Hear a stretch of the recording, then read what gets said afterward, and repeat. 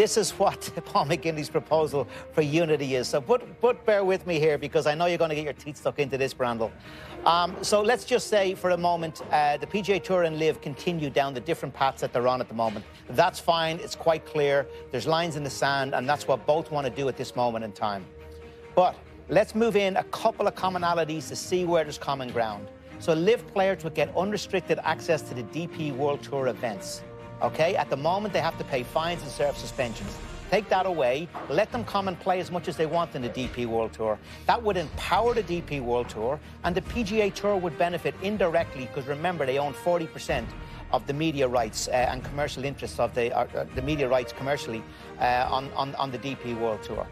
Now, in terms of coming together for more events, what about if you invited 10? 10 might be the wrong number. Let's just start with 10 players from LIV coming over to play in this event, as well as 5 signature events, right? So you would really empower those 5 signature events, as well as this tournament, which is one of the greatest fields in the game.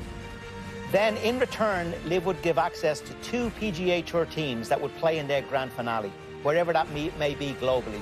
So the likes of Scotty Scheffler or Colin Morikawa or Xander Schauffele, Rory McIlroy, wherever you want to go, Ludwig Åberg, would all go and play as part of a team. How you divide up the team, I don't know. But you'd have 2 teams from the leading players on the PGA Tour going to compete at the finale of LIV. I think that would be certainly a fun tournament to watch. Now, in return for that, PIF would have to match what the SSG have done at the moment, which is invest $1.5 billion into PGA Tour enterprises. Now, I think there's a lot of commonalities there. I don't find it incredibly complex. I see there's wins everywhere. No one tour is going to absolutely win, or no one tour is going to absolutely lose. As they say, you've got to break eggs to make an omelette, and there will be some breaking of eggs here. But I believe that that would be some kind of a common ground to get the top players in the world coming together 11 times a year. You'd have the 4 major championships, you'd have the TPC, you'd have 5 signature events, as well as that grand finale over in LIV. And that's 11 times, and I think that's sufficient. I think that's what the public would like, and what the public would want would be to see the top players coming together. Only 11 times. That's not a huge ask, and I think there could be wins all around, particularly commercially, and it also ticks the box for the game becoming a little bit more global rather than American-centric it is at the moment, particularly with 3 of the 4 majors based here over in America. Remember, there's a big, big world out there that is crying out to see these world's best players. I don't know anybody in the game of golf more connected than you. You sat on the board of the European Tour. I don't know about that. You're on the committee of the Ryder Cup. You talk with the SSG. You talked with Guy Kenning. So when you speak on these issues, I certainly listen and pay attention and learn from you. If I could push back a little bit. I'm sure you will.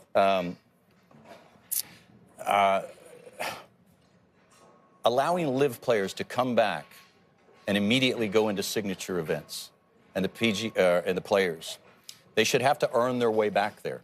It's very difficult to judge how they're playing on a tour with so few players, with so little competition. And their results last year in major championships certainly bear that out. People will remember what Bryson DeChambeau did, but if you look at the top 10 players on LIV, their average finish in a major championship last year was about 43rd. So it's not like they were setting the world on fire. And by the way, I looked at the top 10 on the PGA Tour, and it was substantially better than that. So there's no real way to assess how competitive they are. So to grant them rights back into a signature event, the Players' Championship, would not only be wrong, it would cause an uproar on the PGA Tour. These guys stayed. They didn't leave. They didn't instigate the legal suits. They're not, and look, everybody knows I have a problem with where their money's coming from. I'm now just talking about how poor the product is, okay? The team aspect of it, there's absolutely no objective evidence anywhere that there's an appetite for team events. So to suggest that the PGA Tour players would go play team events, you're first of all asking them to do something they would not like to do. And we can go down that road if you want, based upon how many players just really want to get paid to play in the Ryder Cup. But the Ryder Cup resonates. The President's Cup and the Solheim Cup, not quite to the extent of the Ryder Cup, but there's no other evidence that team events are wanted. You're setting PGA Tour players up to fail, asking them to play in something that is so widely unpopular. Yasser on the PGA Tour Enterprises, I get it, because with John Henry, with Steve Cohen, with Arthur Blank, with Tom Warner, his influence will be mitigated to a rational point. And your point about the PGA Tour needing to be more global, correct me if I'm wrong, but the PGA Tour has played in Japan. They've played in China. They play in Canada. They play in Mexico. They play in England. They play in Ireland. They play in Scotland. Every single country on this earth that has golf has the opportunity to create a tour, create tournaments, create purses that are so organically interesting that players organically will want to go play in the far reaches of the corner. By the way, the Korn Ferry Tour plays in Latin America, plays in Australia. By my count, the PGA Tour could not be more global. Everybody wants to come here because the PGA Tour has the best courses, the most people that play golf here, the most corporate interest. And by the way, it's all underpinned for philanthropy. So that's why this tour is so attractive. The rest of the world can take suit and try to organically create what we have here. But the PGA Tour has done more than its share to spread goodwill and competition globally. It shouldn't fall on the PGA Tour to solve those problems. They can't get a tournament up or a tour running in the far reaches of the corner and run one tournament for $20, $25 million or $20 million and interest tour players to come. And by the way, from a ratings, I know we're not meant to talk about ratings, from an engagement standpoint, okay, they don't work very well in the United States, which is where most of the corporate sponsorship is going.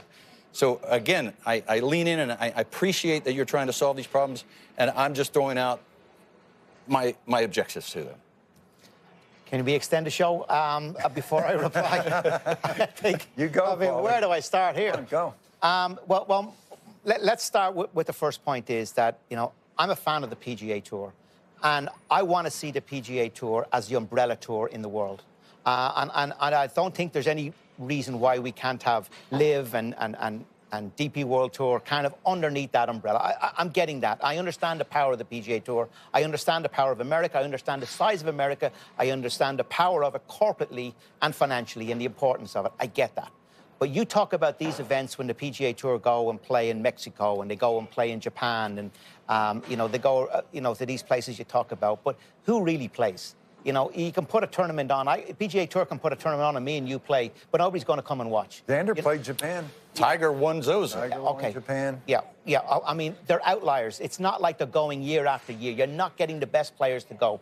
But what I'm putting on the table here is ensuring, we talked last night about not having players under control and not under contract. For me, this is an indirect way to get the best players collectively together more around the world. I think the DP World Tour could really be empowered with the likes of Bryson and the likes of Brooks Koepka and John Rahm coming back to play more regularly on that tour. You know, that would certainly tick the box. And then you mightn't need the other players to have to travel the way they do. So I see, I go back to my point again. You don't, I mean, from where we are at the moment, it's such a divided world in golf, you don't come together without breaking eggs. And somebody's got to give on some side. There's got to be give on both sides in order to find some common ground for it to thrive on. In 15 or 20 seconds, Jay talked about the possibility of integrating some of the better aspects of LIV.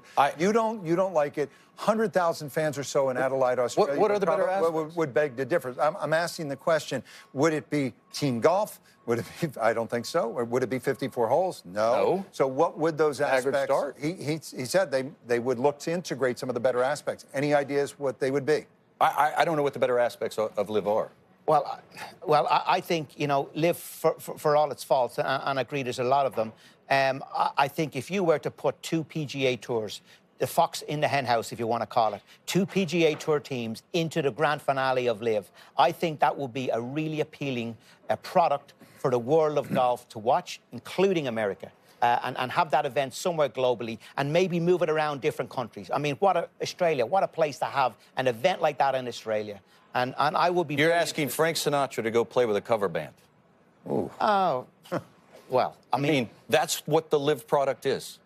Well... Riyadh got 12,000 people. The season finale with Rahm winning got 50,000 people to watch. Look, as I say, there's got to be some appeasement. If you want to bring the LIV back in, there's got to be some appeasement to what they're doing. I know it's not ideal, and maybe it's a starting point to jump off and evolve into something maybe slightly different, but it's a jumping off point, and the game needs to get to a jumping off point. It needs to somehow find a way of coming together, because it cannot thrive. As much as Jay can say, and I agree what he's saying, is it makes a lot of really good points, and it looks like commercially it's in a good place, but it's not really going to thrive as a business without a product that everyone is together at least 10 or 11 times a year.